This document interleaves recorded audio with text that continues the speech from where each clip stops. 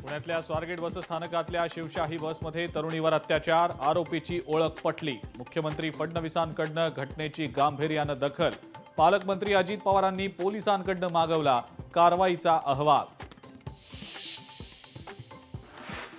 मस्साजोगमधलं अन्नत्याग आंदोलन स्थगित। भाजपा आमदार सुरेश धस, खासदार बजरंग सोनवणे आणि अप्पर पोलीस अधीक्षक सचिन पांडकर यांच्या भेटीनंतर आंदोलन स्थगित। पोलीस आरोपींचे सीडीआर का काढत नाहीत? खासदार बजरंग सोनवणेंचा सवाल।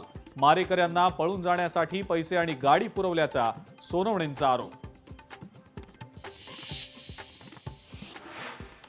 संतोष देशमुख हत्या प्रकरणी ॲडव्होकेट उज्ज्वल निकमांची विशेष सरकारी वकील म्हणून नियुक्ती, तर ॲडव्होकेट बाळासाहेब कोल्हे सोबतीला असणार। राज्यात फिक्सर्स आणि दलालांचं पीक आलंय। हे पीक कापण्याचं सध्याच्या मुख्यमंत्र्यांनी ठरवलंय, त्यांचं अभिनंदन। सामनामधून मुख्यमंत्री देवेंद्र फडणवीस यांचं कौतुक।